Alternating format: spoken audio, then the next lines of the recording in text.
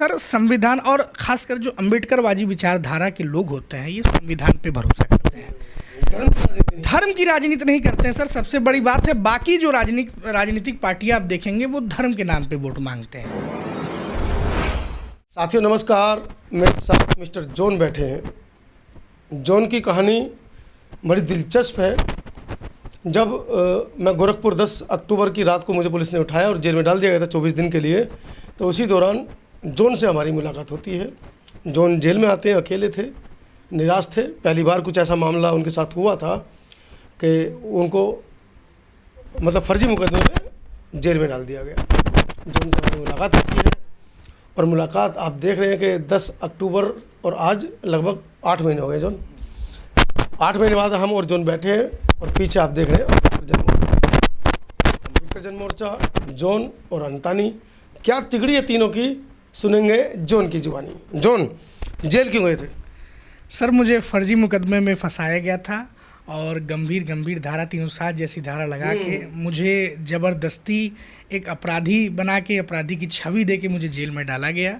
और जो नहीं मैं काम किया था, जो अपराध नहीं किया था, मेरा सिर्फ दोष ये था कि मैं जैसे सामाजिक हूँ, शुरू से रहा हूँ। मैं नहीं चाहता कि मेरे सामने विवाद हो, झगड़ा हो या लोग आपस में बैर रखें। तो 2 गुटों में झगड़ा हो रहा था, लड़ाई हो रहा था। मैं सुलझाने के इरादे से, क्योंकि सामाजिक शुरू से भी रुझान रहा है, लोगों की दुख तकलीफ में खड़ा हुआ गया है, तो ना झगड़ा हो, ना लड़ाई हो, किसी भी प्रकार की अशांति ना माहौल में फैले, इसकी वजह से हम समझौता कराने गए थे। पर उसके बाद दोनों पक्ष लड़े। उस पक्ष में पैसा ना देने के कारण कुछ भ्रष्ट जो है सिपाहियों की वजह से, दरोगा साहब की वजह से जो है मुझ पे झूठा आरोप ला के मुझे जेल भेजा गया। तो जो पारिवारिक परिप्रेक्ष्य अपना थोड़ा हमारे दर्शकों को बताएं। मेरा नाम आशीष जॉन है और मैं जैसे डॉग कैनल चलाता हूँ, मेरा पेट शॉप है। और मेरे घर में मेरी माता जी हैं, पिताजी नहीं रहे, और मेरी नानी है और मेरा भाई है। 4 लोग का हमारा परिवार है। जैसा कि जॉन ने बताया कि डॉग लवर हैं, उनका एक अपना यूट्यूब चैनल भी है, डिस्क्रिप्शन में उसका लिंक आपको दे दिया जाएगा। अगर आप भी डॉग लवर हैं, आपको भी जानवर से प्यार है, तो जॉन के जो कैनल इन्होंने बनाया है वहाँ से कोई भी ब्रीड आप देखकर मंगवा सकते हैं। अब ये तो था एक पृष्ठभूमि जॉन को आपसे मिलवाने की। अब आते हैं अम्बेडकर जन मोर्चा में जॉन क्या कर रहे हैं। जेल के अंदर जब श्रवण कुमार निराला जी से हमने मुलाकात जॉन की कराई, तो जॉन प्रभावित हुए हमारे पूरे संगठन से कि ऐसा संगठन, जेल के अंदर आप 11 लोग, वो भी सामाजिक जो लड़ाई कर रहे हैं, उनके ऊपर 307 जैसे मुकदमे दर्ज किए गए हैं। तो जॉन जब जेल से बाहर निकले, उन्होंने अम्बेडकर जन मोर्चा से संपर्क साधा।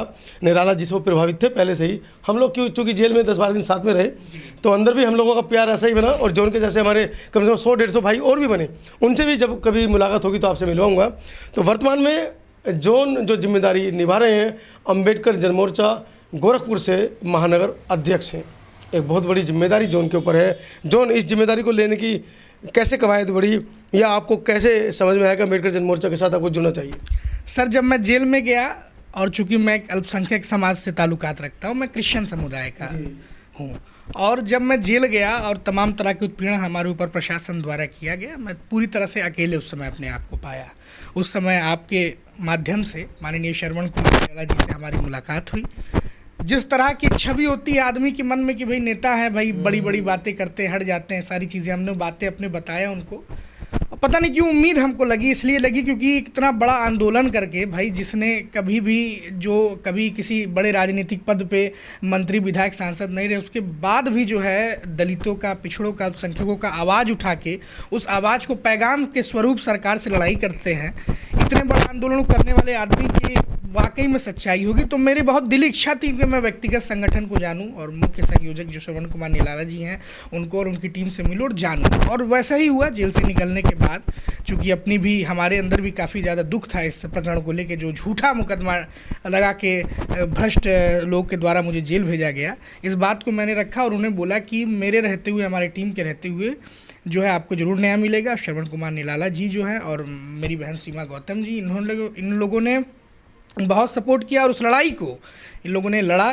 और मैं बता सकता हूँ, आज मैं ये दावा दे सकता हूँ, देखिए किसी पद पे श्रवण कुमार निराला जी नहीं है, ना ही विधायक है, ना ही सांसद है, ना ही मंत्री है, पर मैं दावे के साथ कह सकता हूँ कि अगर उनके संज्ञान में कोई भी ऐसा दलित पिछड़ा समाज अल्पसंख्यक या कोई भी जो गरीब पीड़ित है उनके ऊपर श्रवण कुमार नीलाल जी के रहते अन्याय नहीं हो सकता, जबकि अभी भी किसी भी संवैधानिक पद पे नहीं है। फिर भी ये बात की मैं दावा आप लोग से बता सकता हूँ कि अगर उनके रहते उनके संज्ञान में ये मामला है तो कोई माई का लाल ऐसा नहीं है जो उनके लोगों को या गरीब शोषितों के साथ शोषण कर पाए या उनको प्रताड़ित कर पाए।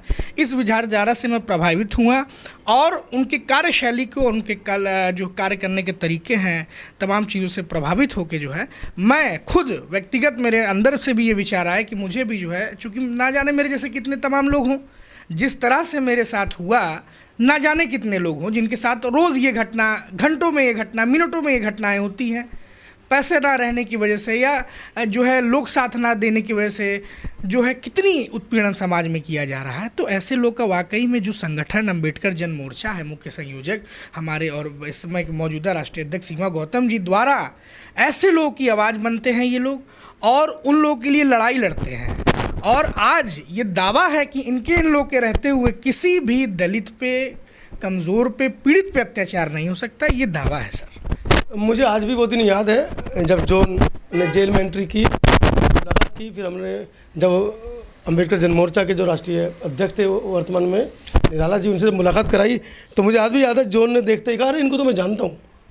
आपने कहा था कि वो चौराहे पे मैंने होर्डिंग देखे थे तो मेरी इच्छा थी कि इनसे मैं मिलूंगा, लेकिन जेल में मिलूंगा ऐसा अंदाज नहीं था। बिल्कुल सर, और बिल्कुल भी उम्मीद नहीं थी कि ऐसे दौर में मिलेंगे, क्योंकि भाई एक बहुत बड़ी आवाज़ है जनता के लिए। निराला जी और संगठन जो है लगातार काम किया है और कोई भी ऐसा व्यक्ति जो अपनी दुख तकलीफ या पीड़ा लेके उनके पास आया है, आज तक जो मैंने देखा है और जो पता चला है लोगों के द्वारा, उनको 100% जो है उनको उनकी दुख पीड़ा से राहत मिला है। चाहे क्यों ना उसको आंदोलन के माध्यम से उनका राहत दिलाना पड़े या अधिकारियों से लड़ के दिलाना पड़े, किसी भी माध्यम से संगठन में श्रवण कुमार निराला जी और बहन सीमा गौतम जी के नेतृत्व पे जो है पीड़ितों को न्याय मिलने का काम हुआ है। इस बात से मैं वाकई में बहुत प्रभावित हुआ। तो अभी आप संगठन का हिस्सा हैं, अब आपकी क्या रणनीति आगे, आप किस तरीके से इस संगठन को आगे बढ़ा रहे हैं?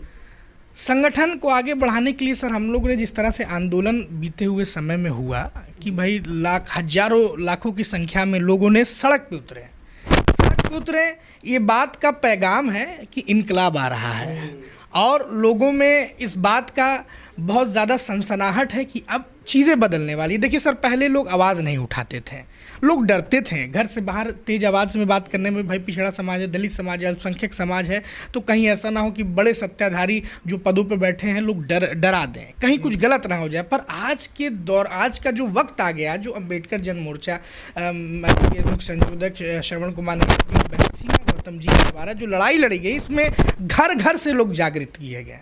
आज की डेट में मैं बता दूं कि लोग अपना हक जानते हैं और सबसे बड़ी बात कि अपने हक के लिए लड़ना भी जानते हैं, वो लड़ते भी हैं। इन लोग की जो क्षमता, इनकी ताकत फूका गया, जो श्रवण कुमार निराला जी ने और बहन सीमा गौतम जी ने जो जागरूकता की जो ताकत फूकी है जन जन के अंदर, आज वो कारीगर है। और घर घर से मैं आपको बताना चाहता हूँ, घर घर से लोग जागृत हैं अपने हक और लड़ाई के लिए, लड़ाई करते हैं। और अब हम लोग की देखिए, आंदोलन कभी बंद नहीं होता, खासकर हमारे संगठन का। तरीके बदल सकते हैं। आज तरीका है कि हम संगठन के द्वारा लोग के लिए लड़ते थे, अब जो है माननीय श्रवण कुमार निराला जी चुनाव लड़ेंगे और संसद में जाएंगे। हमारा पूरी हम लोग की जो ताकत है, पूरी क्षमता है, हम लोग ला के उनको संसद में ले जाएंगे, ताकि जो पीड़ित लोग हैं, जो दुखी लोग हैं और जो पिछड़े समाज के पिछड़े हुए जो लोग हैं, उनकी आवाज़ संसद में पहुंचाने वाला कोई एक मर्द नेता चाहिए, जो अम्बेडकरवादी विचारधारा वाला ऐसा नेता चाहिए जो हमारी और समाज की आवाज़ को संसद में उठाए, दिल्ली तक गूंजे। दिल्ली में जब दहाड़े तो उससे सियासत की जो कुर्सियाँ है वो हिल जाए सर।